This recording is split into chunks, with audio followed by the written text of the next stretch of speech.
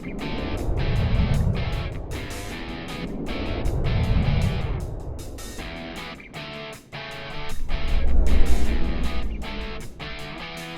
this is Robert Overholser with Lüfteknic, partnering with Idea Television on our 991 GT3 video development series. We're at a show called H2O International in Ocean City, Maryland. It started out as a Volkswagen show and has now turned into kind of a modern car culture show. One of the things that we got lined up is a couple of friends and customers that brought the other generations of GT3 to Ocean City. We have a 996 GT3, 997 base GT3, and obviously our new 991 GT3. This 996 is actually a car that belongs to a really good friend of ours. It was the first water-cooled platform for the street car, the 911 namesake. 3.6 liter in the 996. It's extremely powerful with just a couple of additional add-ons and stuff, and even in its stock form is really a fabulous piece.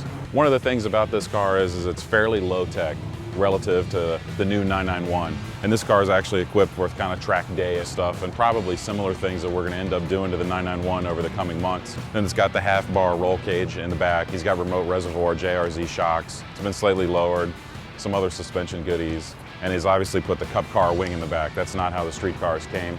It's fairly raw. It is a very comfortable car, but compared to the 991, it's fairly firm, rigid, and kind of a race car for the street per se.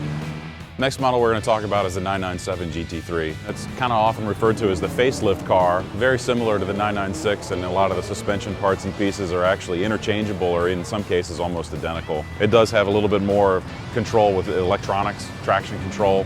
It still maintains on the base as a 3.6 liter, so the motor is very similar to the 996. As some of the manufacturing techniques with Porsche improved, some of the stuff that became very popular in kind of the mid-2000s was some aluminum manufacturing. 997s all have aluminum hoods. Previous to that was an exceptionally expensive piece to manufacture, and even today has become more and more prevalent with just about every auto manufacturer. Last car we're going to talk about is the 991 GT3, and now that we've had the opportunity to put a few miles on it, we're a little over 1,000 at this point, still in the break-in period, but have had a pretty good opportunity to be behind the wheel on a daily basis and picking up some of the nuances and the interesting points that we've really come to love.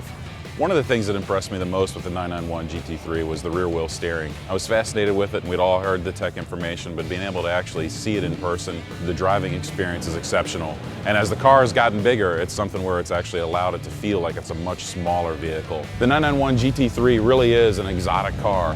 Porsche's really stepped up and has got some of the similar kinds of technologies that Ferrari and Lamborghini have had for the past couple of years. It's a big, big step in Porsche's development.